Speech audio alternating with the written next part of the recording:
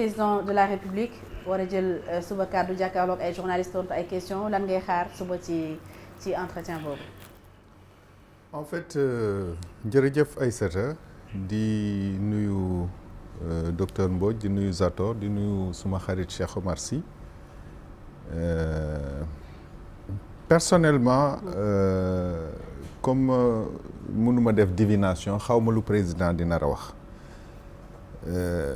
li ma yaakaar mooy que ne journalistes yi dinañ ko poser benn question par rapport au communiqué du conseil des ministres bu tey bi boo xoolee communiqué conseil des ministres tey bi muy jokkoo ak ministre de la justice dafa wax lu jëm ci réconciliation ak pardon réconciliation ak pardon nag boo ko junjee rek dañuy commencer xalaat amnistie donc j'espère que journalistes yi dañ ko wax mu clarifier loolu. La question avait été agitée il y a quelques jours. La question avait été agitée et je pense que c'est toujours d'actualité. Réconciliation ak pardon du grâce du libération yi ñu def bu ñu ko xoolee dañ koy méngale ak amnistie est-ce que dañuy préparer une loi d'amnistie loolu je pense que journalistes yi war nañ ko ci poser question mu leeral ci Sénégalais yi bu ñu demee ci situation bi ñuy vivre actuellement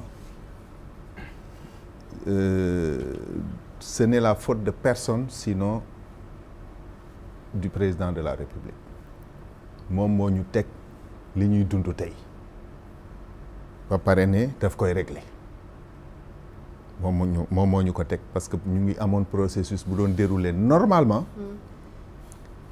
de façon extraordinaire mu génn daal di commencer wax ne que dañu soupçonner ay juges constitutionnels de corruption c'est-à-dire position bi président de la République tollu waroon na jomb di wax loolu c'est extrêmement dangereux. Donc pour yow il y avait pas de crise non mosul am crise crise bu amoon conseil du jël ay décisions crise bu amoon assemblée du réunir di voter ay lois crise bu amoon gouvernement bi du fonctionner. Crise institutionnelle.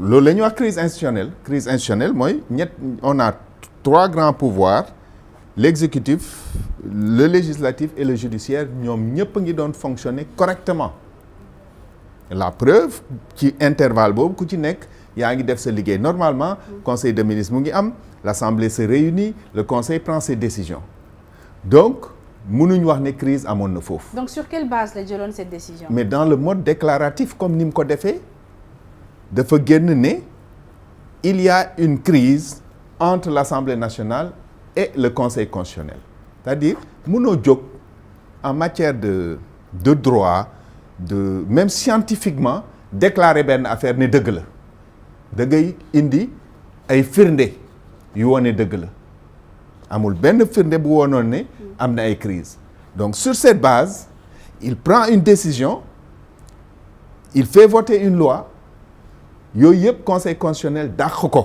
wone ne méngoowul ak constitution aujourd'hui il nous met dans une situation d'incertitude et même à la limite d'impasse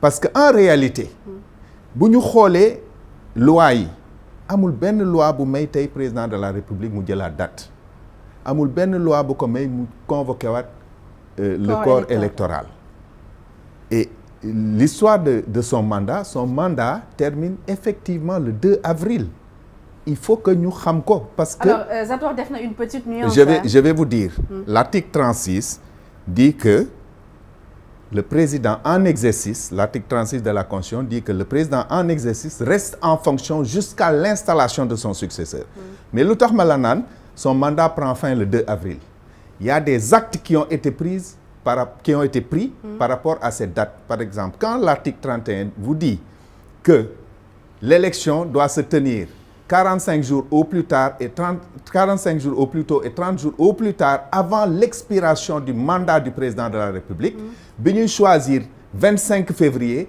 ci 2 avril lañ ko calculer c'est pour ça que aujourd'hui les gens disent que la dernière date bu ñu permettre ñu respecter suñ constitution c'est le 3 mars parce que diggante 3 mars ak 2 avril mooy exactement 30 jours buñ ci génnee dañuy commencer di jalgati constitution bi. C'est pour ça que beaucoup d'acteurs disent que même si par ailleurs ce n'est pas complètement légal, si aujourd'hui les candidats ou le président de la République saisissait le Conseil constitutionnel pour lui demander de déterminer une date, le Conseil constitutionnel, en prenant une date, est le seul organe aujourd'hui dans le dispositif boo xam ne bu jëlee décision kenn mënu ci teg dara. Aujourd'hui, si le président de la République prend une date, n'importe qui peut attaquer cette date. Parce que mun na ñàkk a respecter ñaari choses. Aujourd'hui, on a l'article LO 29 du Code électoral qui dit que la campagne électorale est de 21 jours. C'est-à-dire mënoo def campagne yu 10 jours wala 5 jours wala 20 jours. mënul am dérogation. te loi organique la. may rappeler ne que loi organique moo gën a difficile changer aujourd'hui que une loi constitutionnelle. nga dem ci li Zator doon wax léegi entre la prise du décret de convocation du corps électoral et l'élection, il faut 80 jours. Donc Macky Sall, en prenant son décret infâme, il nous a mis dans une situation boo xam ne Sénégal mosu ko dund ci àddina te kenn xamul lu tax mu jël ko. Il a vraiment mis ce pays dans des difficultés yoo xam ne mosuñu koo dund te vraiment ñu ngi ñaan yàlla ñu régler ko ci jàmm parce que ñu ngi gis li muy jur. Au passage may jaale le jeune étudiant qui est décédé aujourd'hui tous les jours avec son lot de morts parce que une personne veut modifier le fonctionnement normal de ce pays. Chaque jour mu jël ay nouvelles règles yoo xam ne te Conseil constitutionnel moo ko wax buñ ne que c'est les politiciens qui l'ont dit. C'est que le Conseil constitutionnel qui a dit au président Macky Sall que votre décret ne respecte pas la Constitution. En modifiant l'article 31, l'Assemblée nationale viole la Constitution en allongeant votre mandat parce que votre mandat est de 5 ans. Et il faut saluer cette date du 15 février parce qu'elle consacre de façon définitive le caractère intangible du mandat de 5 ans. Loolu dañ ko war a graver dans le marbre du Sénégal.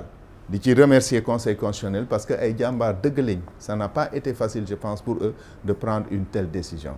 Et je pense que dans les jours à venir, dinañu won encore que ni ils seront capables de prendre les bonnes décisions pour que ñu am une bonne date, dem à des élections apaisées, fal un nouveau président de la République, Sénégal jëm kanam parce que le Sénégal ne s'arrête pas à Macky Sall. On n'a pas attendu le Macky Sall pour être dans la concorde et dans la paix. Alors donc vous ak la décision bi nga xamante ne moom la Conseil constitutionnel joxe ni professeur Abdou Aziz Mbodj waxee sànq moom dafa am un goût d'inachevé bi Conseil jëlee décision ne du préciser wul date ci li mu wax joxu la le même goût. Vous n'avez pas eu le même sentiment, un goût d'inachevé jàppoo woon ni Conseil waroon naa mën a préciser une date boo xam ne waruñu ko dépasser de façon claire et nette quand même si dans le considérant 14 il est précisé que waruñu dépasser pratiquement entre les lignes que waruñu dépasser le 2 avril. Est-ce que waru woon gën a leer dans la décision? En réalité, la confusion vient du fait que le Conseil a mis dans son considérant 20 l'impossibilité de la tenue des élections le 25 février. Ça, c'est par rapport à la durée de la campagne électorale. Il faut que les gens comprennent ça. Pourquoi le Conseil a dit ça? Parce que le décret de Macky Sall a suspendu la campagne électorale 10 heures avant son ouverture.